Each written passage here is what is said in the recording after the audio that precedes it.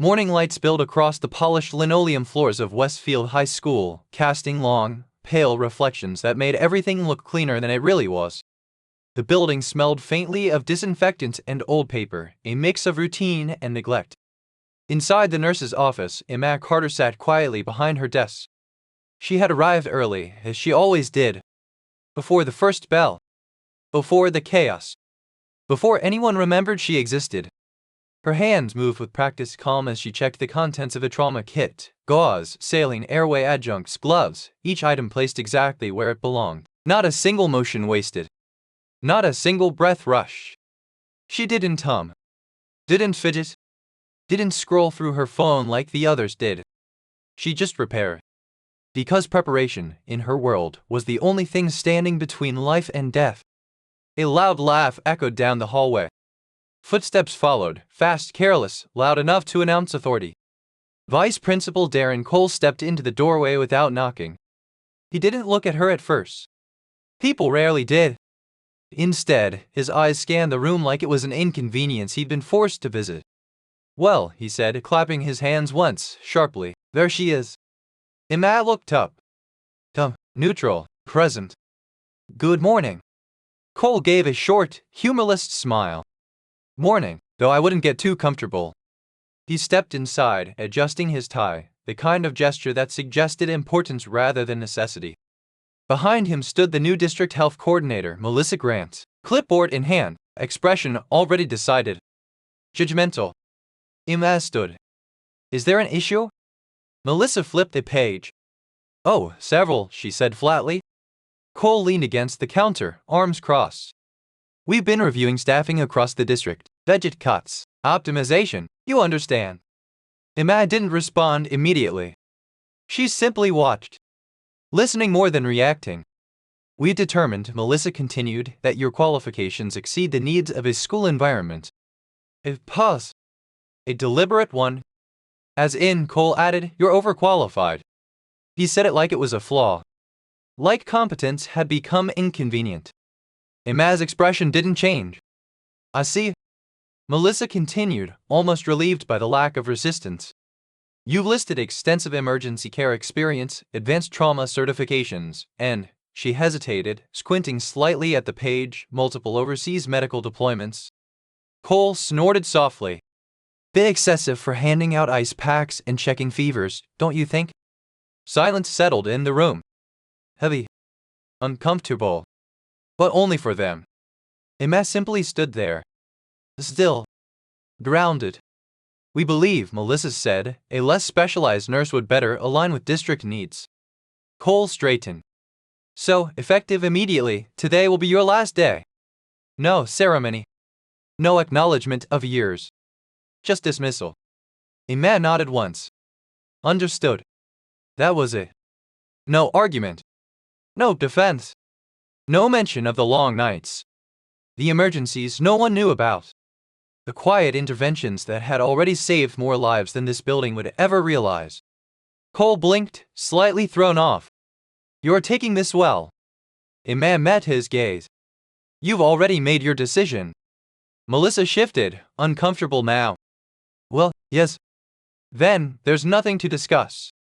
For a moment, neither of them spoke. There was something in her voice, not defiance.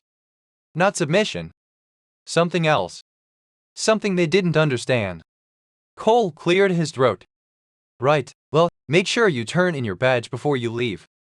He turned, already done with her. Melissa followed. Clipboard tucked like a shield. The door clicked shut. And just like that, Ema Carter was no longer part of Westfield High. The first bell rang. Students fled the hallways in waves of noise and movement. Lockers slammed. Shoes squeaked. Voices overlapped in chaotic rhythm. Inside the nurse's office, nothing had changed. Ema returned to her desk, sat down, and continued organizing the trauma kit. Because until she walked out that door, she was still responsible. A knock came moments later. Zut. Hesitant. Dennis Carter.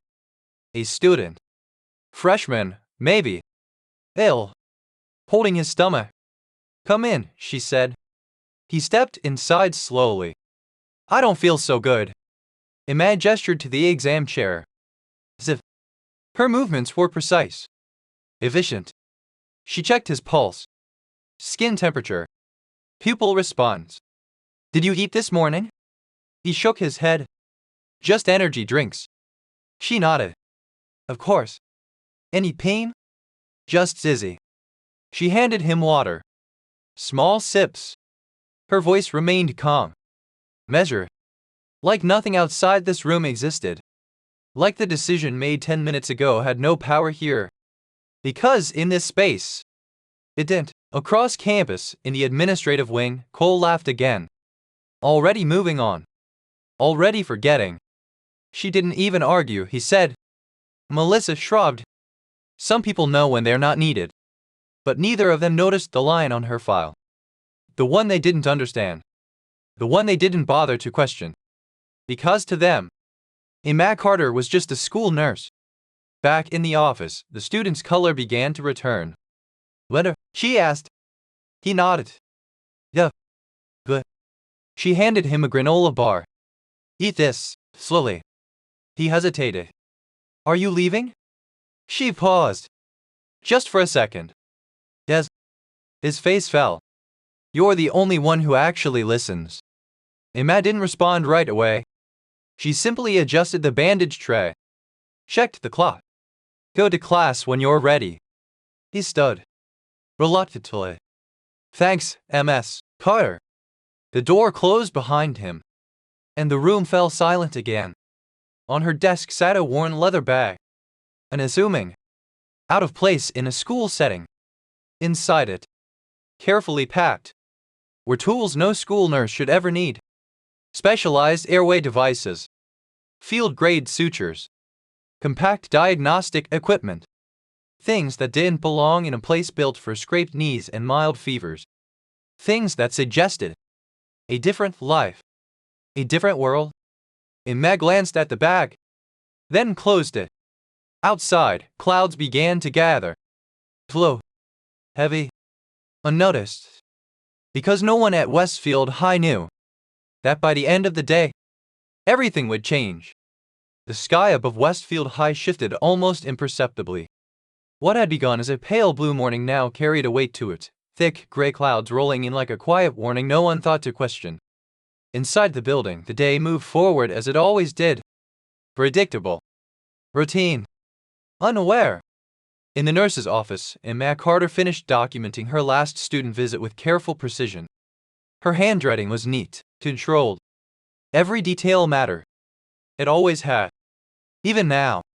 Especially now. She closed the file and slid it into the cabinet. There was no rush in her movements. No sign that this was her final hour inside these walls. Because two endings were never abrupt. They were transitions. And transitions required discipline. A distant thud echoed faintly through the building. Barely noticeable. A locker slam, maybe. A dropped textbook. Ema's hand paused mid-motion. Just for a fraction of a second. Her eyes lifted slightly. Listening. Not just hearing, listening. There was a difference. Then, nothing. The hallway noise continued. Normal. She resumed what she was doing. But something had already shifted. Across campus, the gymnasium roared with energy. Bleachers packed. Students shouting. Sneakers squeaking against polished hardwood. It was pep rally day. The kind of event administrators loved. What? Controlled chaos. Visible school spirit. At center court, Principal Howard Blake stood proudly near the podium, scanning the crowd with satisfaction. This, he said to Cole beside him, is what engagement looks like. Cole nodded. Exactly, this is what we invest in. Neither of them noticed the maintenance worker standing near the far wall, nor the slight crack running along one of the upper support beams. Hellline. So. But growing. Back in the nurse's office, Ema zipped her leather bag halfway closed. Not fully. Never fully. Her eyes drifted again toward the ceiling. Another sound. Faint. A low creak this time. Different. Not random. Rhythmic. Structural. She stood slowly, walked to the door, opened it. The hallway buzzed with students moving between classes. Nothing unusual. Nothing obvious. But Ema's gaze wasn't scanning faces. It was scanning pattern, movement, vibration, tiny inconsistencies most people never notice. A teacher passed by, juggling papers. Big rally today, she said cheerfully. Ema nodded once. Where is it being held? The teacher blinked. In the gym, of course. Pause. You didn't know. Ema didn't answer. Her eyes shifted, calculating distance. Ton. Population density. Then.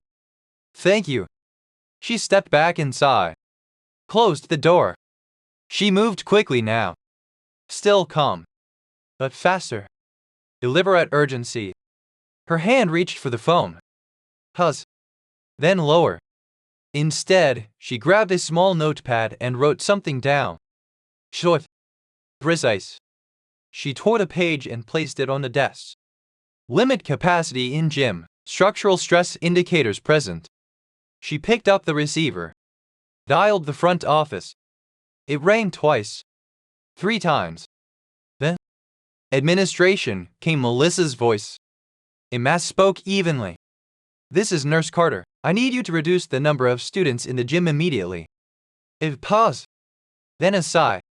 We are in the middle of an event. There are structural warning signs. You need to clear at least half capacity. Melissa laughed lightly. I think facilities would have mentioned that. They didn't. Another pause. More annoyed this time. Look, Ms. Carter, with all due respect. Time matters. Ema's voice didn't rise, didn't sharpen, but something in it shifted. A weight, a certainty. Melissa didn't hear it, or chose not to. You're not responsible for operations anymore, she said flatly. Focus on finishing your exit process. The line went dead. Ema lowered the receiver slowly. Set it down. Her expression didn't change, but her eyes hardened. Across the gym, the noise reached a peak. Students stomped in rhythm. Chants echoed off the walls. The bleachers trembled slightly under the collective movement. Above them, unseen, the cracked beam flexed. Just a little more. All right, let's hear it, Principal Blake shouted into the microphone. The crowd roared louder. Cole grinned. This is perfect. In the nurse's office, Ema opened her bag again. This time, she didn't hesitate. She pulled out gloves, secured them with a practiced snap, checked her watch, then stepped into the hallway. The energy in the building had shifted. Still loud, still alive. Underneath it, something unstable. A student ran past her. Rally's starting, he shouted. Ema didn't respond. She was already moving toward the gym. Inside, the floor vibrated under hundreds of students jumping in unison.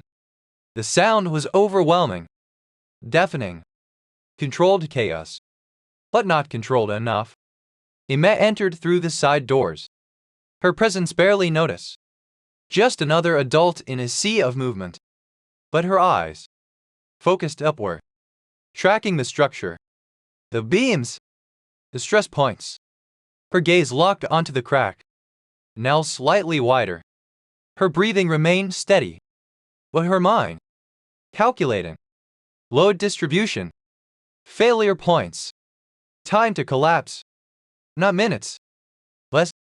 She moved toward the edge of the court. Excuse me, she said to a teacher.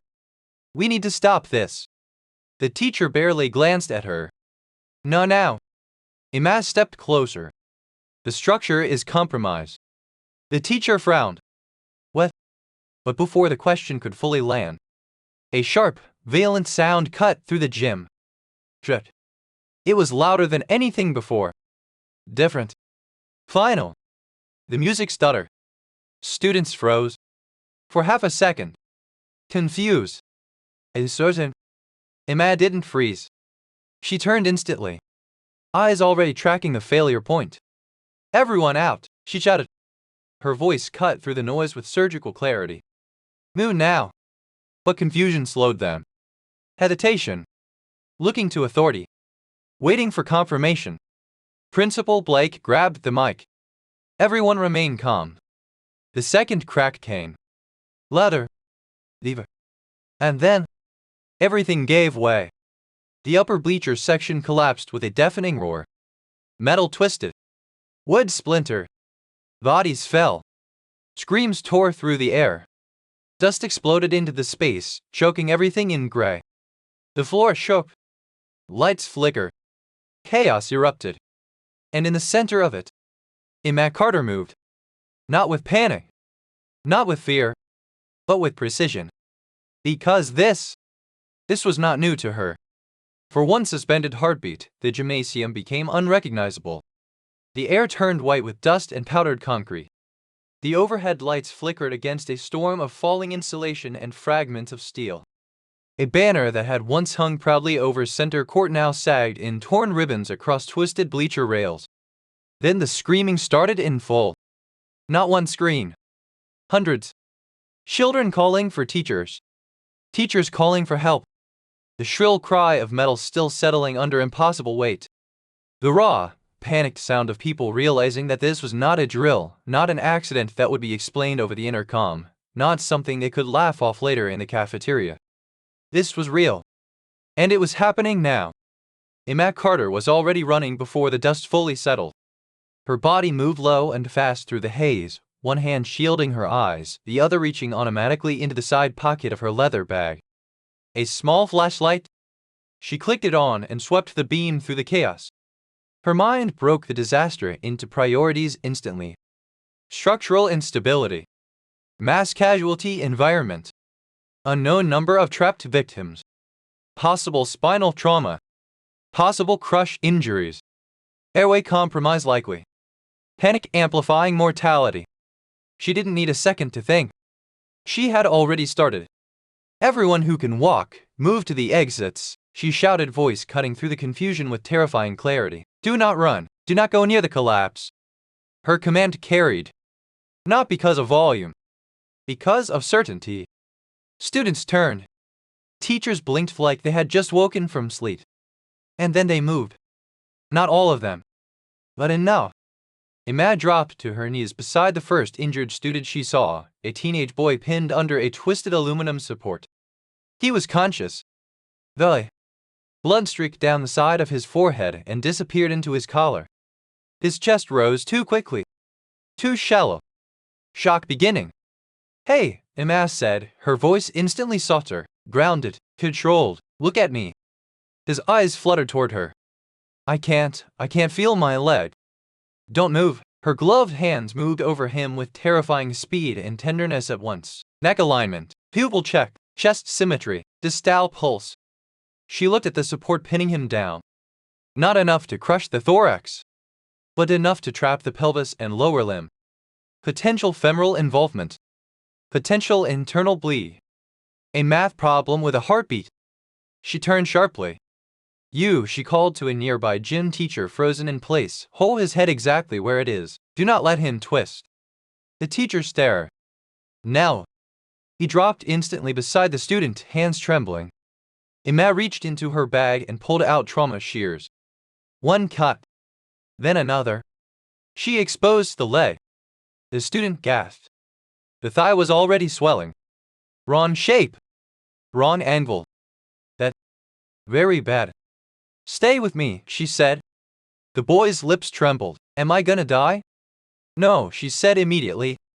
She didn't say it like comfort. She said it like an order. And for a moment, he believed her. Across the court, another scream. Then another. Ema looked up and saw a cluster of students near the collapsed bleachers waving frantically.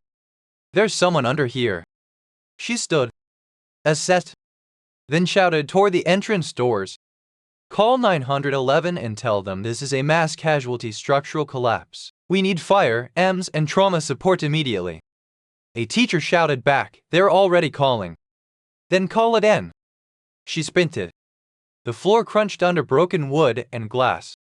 Her shoes slipped once on spilled sports drink and dust, but she never lost momentum. As she reached the collapsed section, she heard it before she saw it.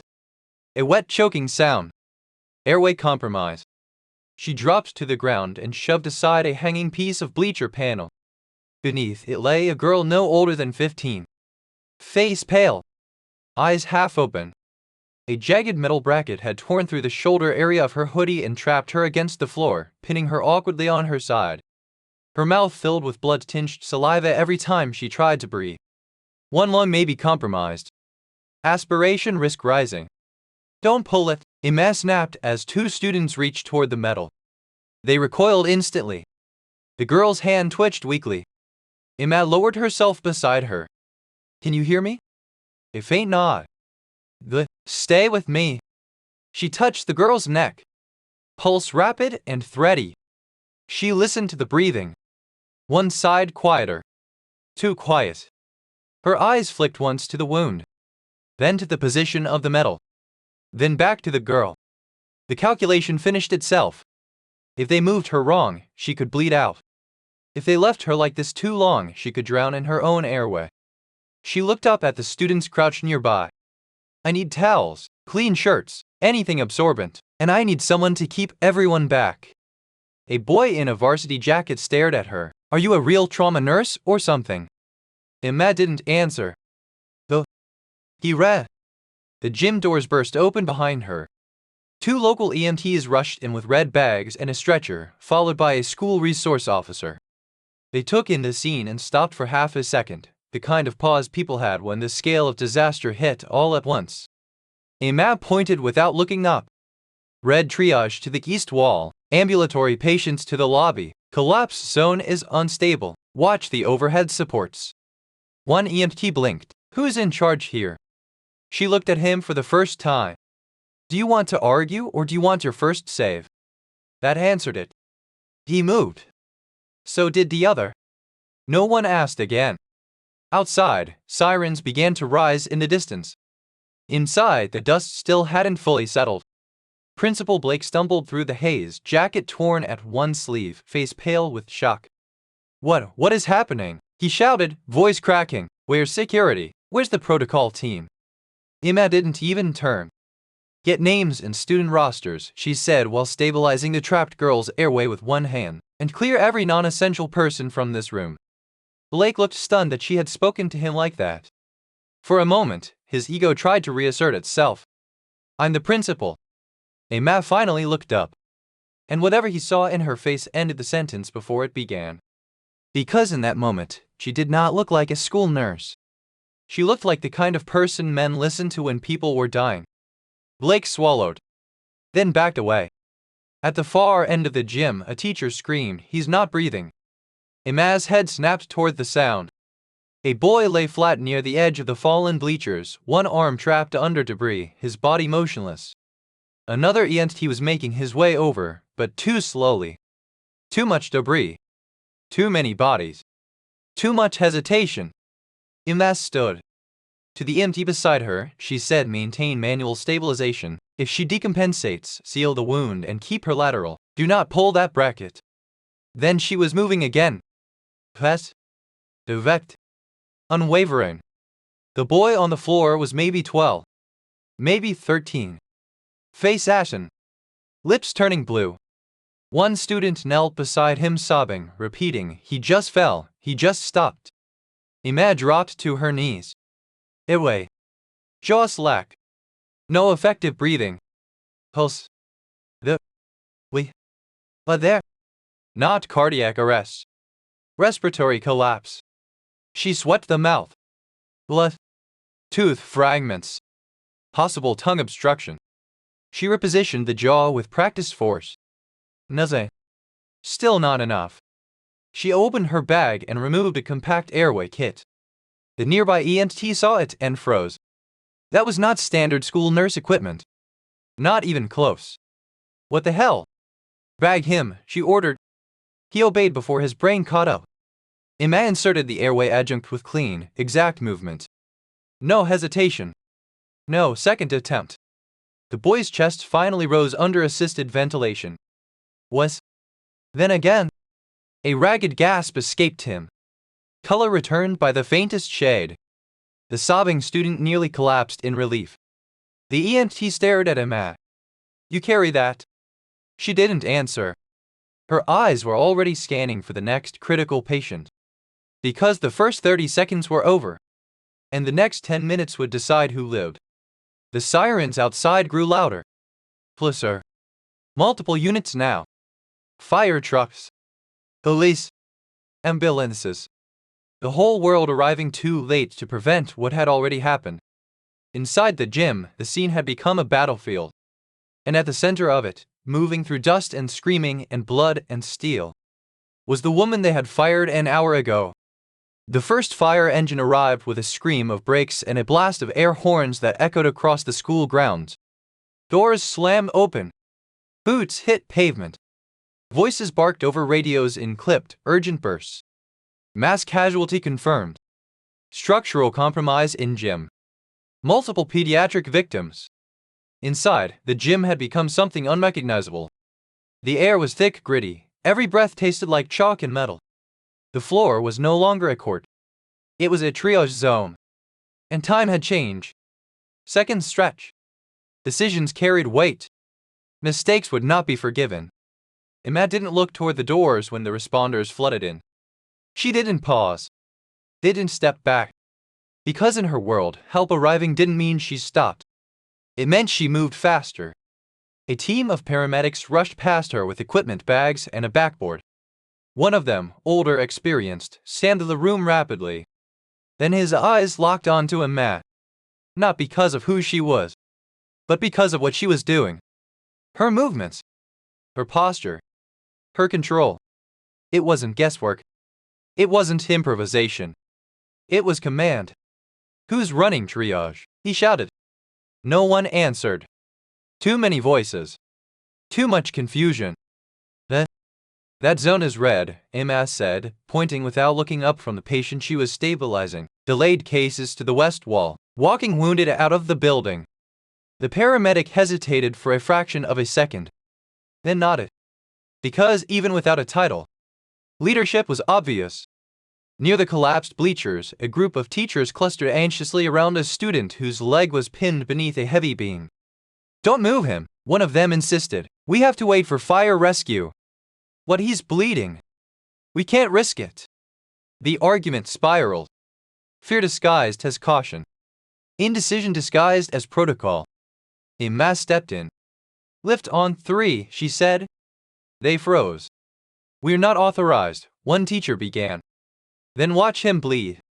Silence. 3 words. That was all it took. "On 3, she repeated. No anger. No raised voice. Just certainty. They obeyed. The beam shifted. The student screamed, a raw, tearing sound, but Ema was already there, hands locking pressure onto the wound with immediate precision. "Tourniquet," she said. One of the paramedics tossed her one without question.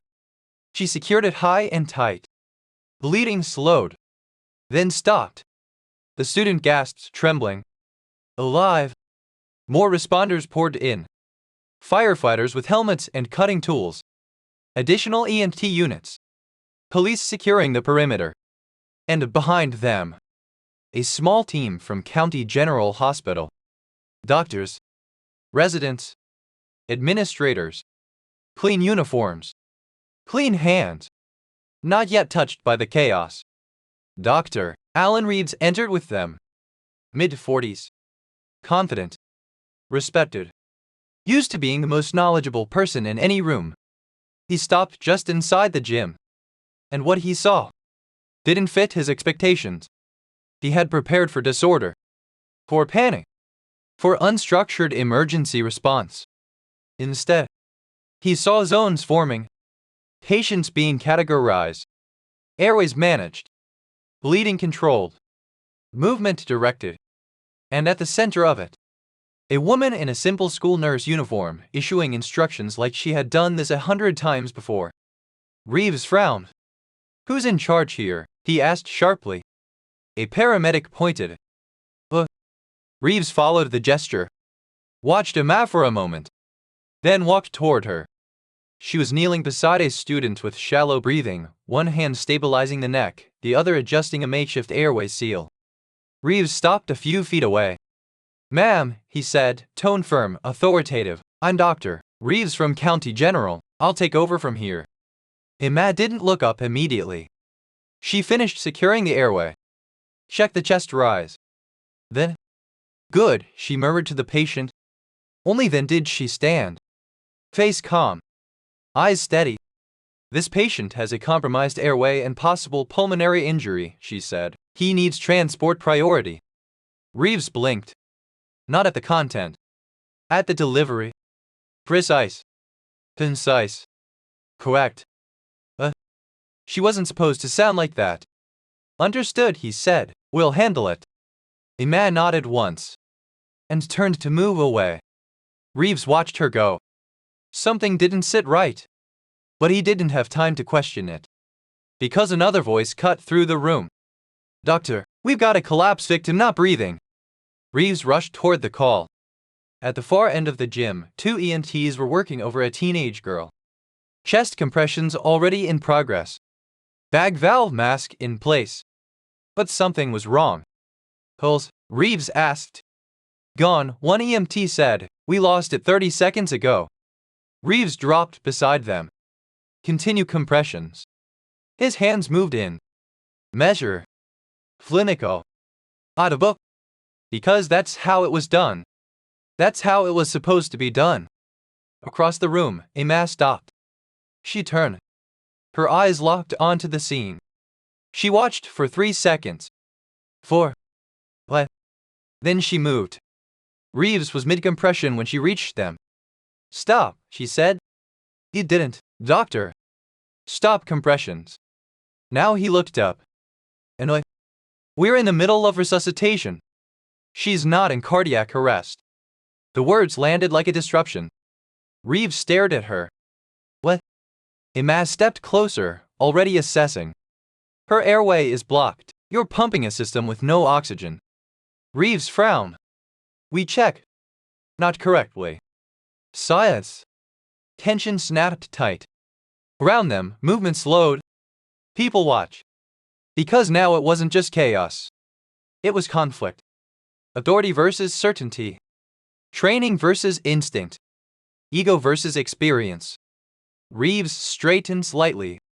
"I appreciate your concern, but..." Ema moved past him. Not aggressively. Not disrespectfully. But decisively. She repositioned the girl's head. Adjusted the jaw. Swept deeper into the airway. Her fingers paused. Then, she pulled something free. A small, jagged piece of plastic. Lodged deep. Blocking everything. The EMTs froze. Reeves stared. Ema tilted the head. "Now." The EMT resumed ventilation. One breath. Then another. The girl's chest rose fully this time. Her body jerked. A violent cough tore through her. Then another. Color flickered back into her face. A pulse returned beneath Ema's fingers. "We are there. Alive." No one spoke. For a moment, the entire section of the gym fell silent. Reeves looked at the piece of plastic in Ema's gloved hand. Then at the girl. Then back at Ema. How did you?" But she was already moving again. Because one life saved didn't mean the crisis was over. It meant the next one couldn't wait. Behind him, one of the younger residents whispered. "Who is she?" Reeves didn't answer. Because for the first time since he entered that gym, he didn't know. Outside, more sirens approached. Louder. Heavy. Different. Not just local. Not just routine. Something bigger was coming. And inside, the system that had dismissed Ema Carter an hour ago was beginning to realize they had no idea who they had just lost. The gym no longer sounded like a school. It sounded like impact. Orders barked over radios. The hiss of oxygen. The metallic clatter of equipment hitting the floor. Children crying through pain and fear. Adults trying not to sound afraid and failing. Every corner of the room had become a different emergency. Every body on the floor was a clock. and some of those clocks were running out. Rain began to hit the roof. Soft at first, then harder. A steady drumming above the fractured beams, as if the sky itself had joined the pressure closing in on everyone below. The lights flickered again. Not enough to fail. Enough to remind everyone that the building was still unstable. Still dangerous. Still capable of taking more. Ema moved through the wreckage with the same impossible calm. She knelt beside a student with a dislocated shoulder and reduced it in one controlled motion. She directed a firefighter to brace a teacher with suspected cervical trauma. She caught a girl before she collapsed from shock and lowered her gently to the floor while instructing another paramedic to start warm fluids. She never wasted a word, never repeated herself, and never once looked for credit. Only the next patient. Only the next breath. Only the next heartbeat. Then the scream came. Not loud. Not dramatic. A sharp, strangled cry from behind a partially collapsed section of bleachers where fire crews had just opened a narrow access corridor. One of the firefighters shouted, "We found another one." Ema turned instantly. Two firefighters were crawling backward, dragging a teenage boy from beneath a tangle of bent supports and broken seating. He looked small under all that dust.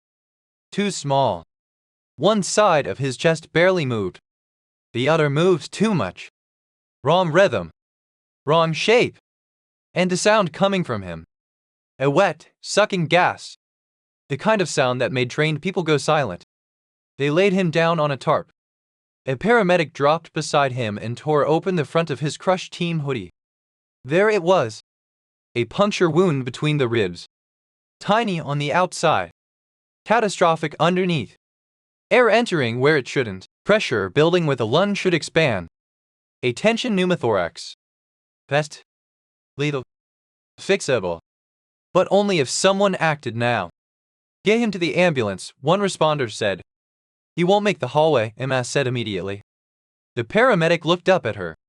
She was already on her knees. Already listening to the chest. Already counting the seconds between breaths. The boy's lips were turning blue. His neck veins beginning to distend. Trachea shifting. A terrible sign. One of the hospital residents knelt beside them, eyes wide.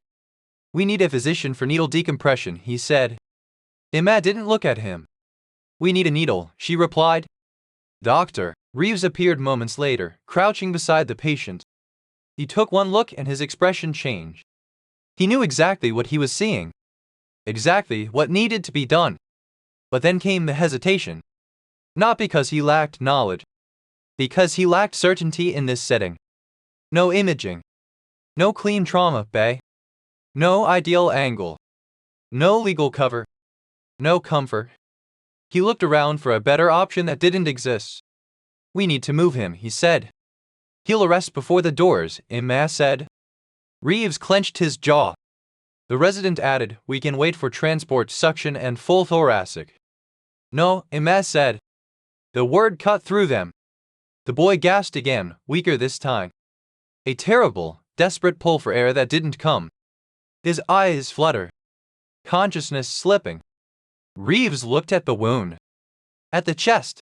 At the monitor one EMT had just attached. The blood pressure was falling. Vet. He knew. He absolutely knew. But protocol sat on his shoulders like a weight. And fear sat behind protocol. Fear of doing it wrong. Fear of doing it here. Fear of being blamed if the boy died anyway. That was the thing about crisis. Sometimes incompetence didn't look like ignorance. Sometimes it looked like hesitation. Ema held out her hand. 14-gauge catheter. The paramedic stared at her. Then instinctively reached into his kit. Reeves looked up sharply. What are you doing? Ema's eyes stayed on the boy. Saving him. You are not credentialed to perform. He has less than 60 seconds. Reeves' voice hardened. Stand down. For the first time all day, Ema paused. Not because she was unsure. Because she understood exactly what that order meant. If she obeyed, this child could die while everyone protected themselves. If she disobeyed, she would cross a line no school employee was supposed to cross. A legal line. A professional line. a line people with titles used to protect themselves from difficult decisions. The boy convulsed weakly, then went frighteningly still. His chest barely moved. The pulse oximeter began to fall. And in that moment, Ema made the only decision she could live with. She took the catheter. Hold him, she said. The paramedic obeyed instantly. So did one firefighter. Because somewhere deeper than hierarchy, everyone in that circle knew what was happening. Knew what was required. Knew that if they waited for permission, they would be waiting over a body. Reeves grabbed her wrists. Do not do this. Ema looked at him. Just once. And there was no anger in her face. Only something much harder to argue with. Conviction. If I don't, she said quietly, you'll remember his mother's face for the rest of your life. Then she pulled free. Her fingers found the landmark with exact confidence. Second intercostal space. Midclavicular line. Then she adjusted. No, safer lateral access in this position. She shifted to the fifth intercostal space, anterior axillary line. The resident's eyes widened. That choice alone told him more than any resume could. She wasn't guessing. She was adapting. She was current. She was good. Very good. The boy's breathing stopped. Flat silence. One beat too long. Then, Ema inserted the needle. A sharp, controlled push. A moment of resistance. Then release. A violent hiss of trapped air escaped the chest. The sound was immediate. Of a beautiful life returning by pressure release. The boy jerked beneath their hands. A gasp tore into him like someone had opened a door inside his body. Then another. And another. His chest began to rise more evenly. Color crept back into his face. Floyd. Miraculously. The monitor numbers began climbing. No one moved. No one spoke. Even the rain on the roof seemed farther away. Because every person close enough to see understood what had just happened. She had performed an advanced field thoracic intervention in a collapsing high school gym. With no authorization. No physician order. No hesitation. And she had been right. The paramedic whispered, almost to himself. Jesus. The resident looked at Reeves. Reeves said nothing. Because there was nothing to say. Only a truth he did not want to face. She had done what he should have done. And she had done it faster. Cleaner. Without ego. Without permission. Without fear. Seal and secure the catheter, Ema said, already moving to the next step. He needs immediate transport and chest imaging the second he hits the trauma bay. The paramedic snapped back into motion. Yes, absolutely. He moved like he was taking orders from a superior officer. Not a school nurse. Not anymore. The boy's eyes opened weakly. Confused. Terrified. Alive. Ema leaned close enough for him to focus on her. You're okay, she said. Not soft. Not sentimental. Certain. Stay awake. His lips trembled. A breath caught in his throat. Then he whispered. Are you military? A tiny pause. So brief most people missed it. Ema secured the dressing. Shut the seal. And answered without looking at him. No. But something in the silence after that made the lie feel incomplete. The stretcher team rolled him away toward the exit. As they passed, the firefighter nearest Ema glanced at her leather bag. At the equipment inside. At the way her hands moved. Then at the patch half hidden beneath the folded inner flap. A faded insignia. Dark thread on darker fabric. Not school issue. Not hospital issue. Military. He only saw it for a second before the flap fell closed again. But it was enough. It flew. Another one. Ema stood. Floyd. And when she turned, Principal Blake was there. Vice Principal Cole beside him. Melissa Grant just behind them. All three pale. All three staring at her as if she had become someone else right in front of them. Because she had. Not by changing. By being seen. Cole found his voice first. And predictably, he used it badly. What exactly do you think you're doing? The question landed like an insult in a church. Around them, responders stopped. Turn. Watch. Ema removed her gloves one finger at a time. Dropped them into a biohazard bag. Then met his gaze. What was necessary? Cole's face tightened. You are not authorized to perform invasive emergency procedures on school property. A firefighter looked at him in disbelief. A paramedic muttered under his breath. Even Melissa seemed to realize how absurd this sounded now. But Cole kept going. Because some men would rather double down than admit they were wrong in public. You were terminated this morning, he said, louder now. You had no authority to intervene in district medical operations. District medical operations. In a room full of broken children. The phrase itself felt obscene. Ema said nothing. And somehow that made Cole angrier. We need you to step away from all patients immediately. One of the EMTs spoke before he could stop himself. Are you serious? Cole turned on him. This is a liability issue. The EMT laughed once. Joy, bitter, disbelieving. Liability. He pointed toward the ambulance doors where the boy had just been taken out alive. She just decompressed a tension pneumo on a kid who was dying. Cole snapped back, that is not the point. But everyone knew it was exactly the point. Reeves stood a few feet away. Silent. Watching. And Ema looked at him only once. Not asking for defense. Not asking for support. Only giving him the chance to do the right thing. He opened his mouth. Then closed it. Too slow. Too careful. Too late. Cole took a step closer. You need to hand over your badge and leave the premises, now. Rain hammered harder against the roof. The gym lights buzzed faintly overhead. A child cried somewhere in the background while another was loaded onto a stretcher. And in the center of all of it, the woman who had just saved a life was being removed. Then, Ema reached into the pocket of her uniform, pulled out her badge, looked at it for a moment, then placed it in Cole's hand. No tremor. No speech. No anger. Only dignity. And somehow that made what he was doing look even uglier. Someone else can finish triage, Cole said, though no one around him looked convinced. Ema lifted her bag, turned, and began walking toward the exit through the wreckage and flashing lights. Past the students she had stabilized. Past the responders she had directed. Past the adults who had underestimated her twice in one day. She did not look back. But she didn't get far. Because outside the gym, new sirens had just arrived. Not local. Not county. Different. Blacker vehicles. Federal plates. Military escort. And every person near the entrance stopped when they saw them. Because whatever this was, it was bigger than a school collapse now. Much bigger. Rain poured across the school parking lot in silver sheets, turning the asphalt into a trembling mirror of red and blue emergency lights. Ambulances lined the curb.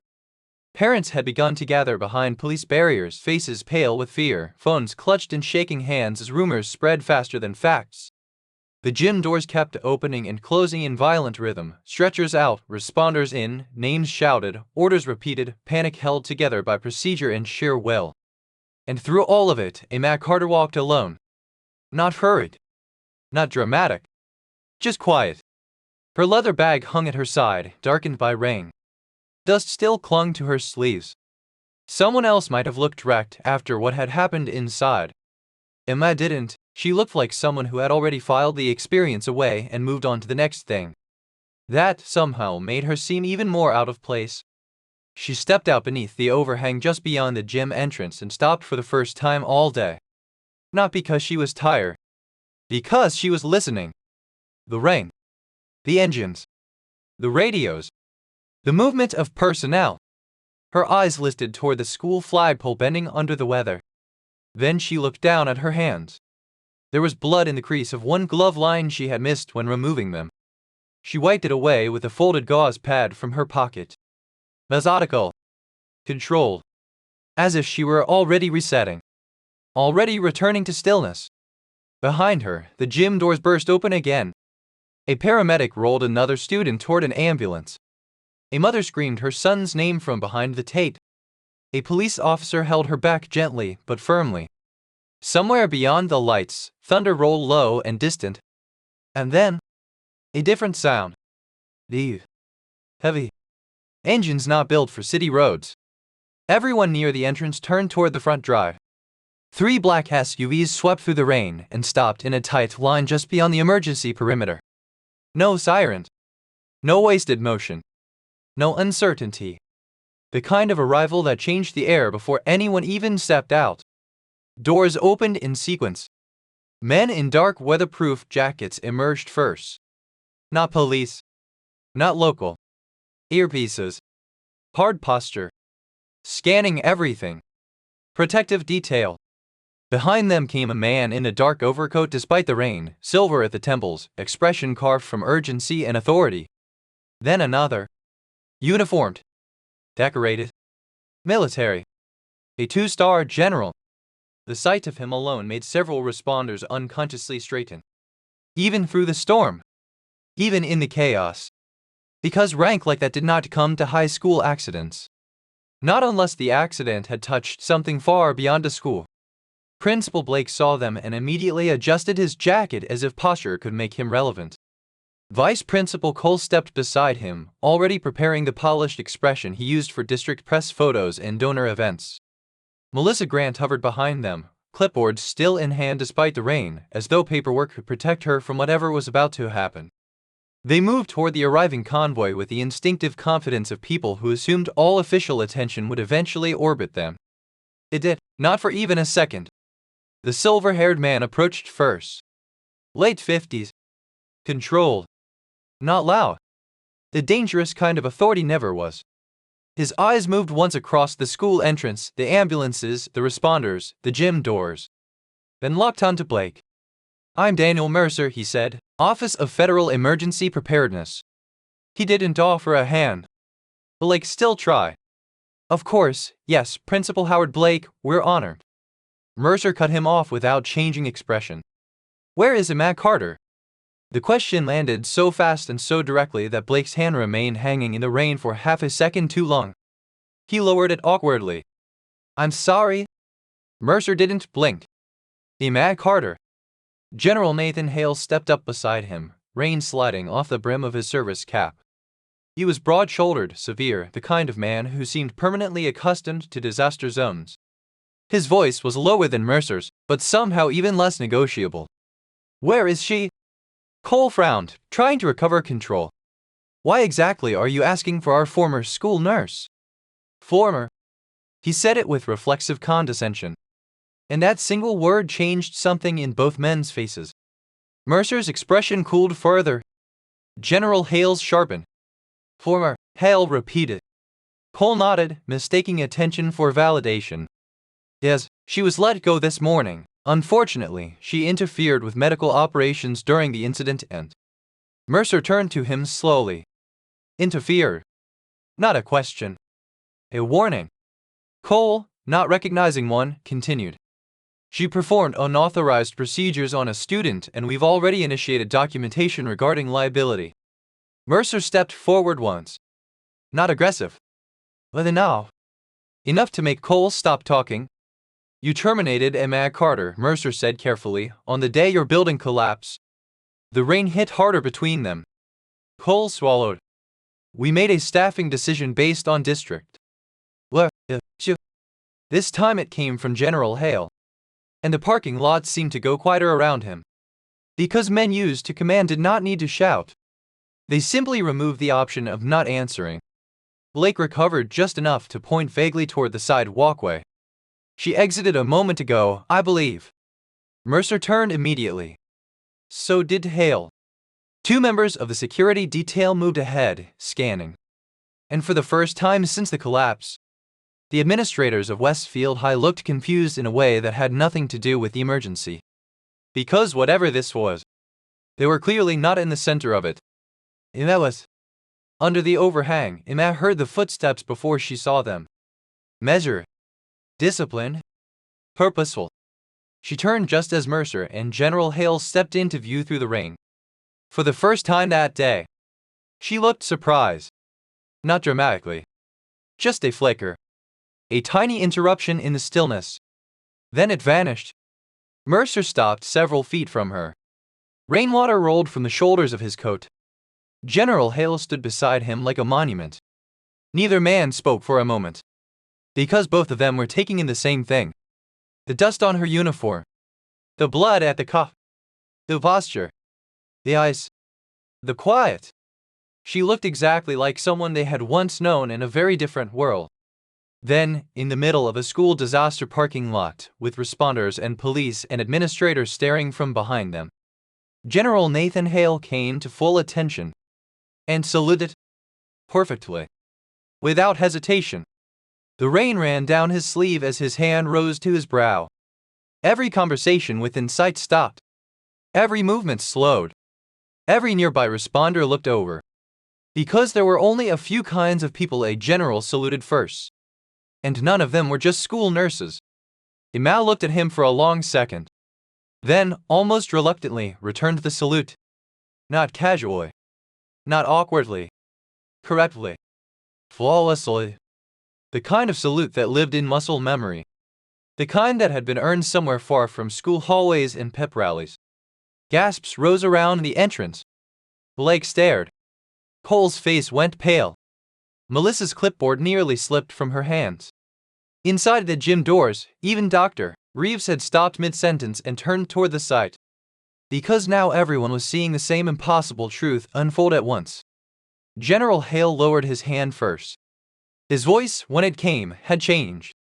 Not softer. Something rarer. Respectful.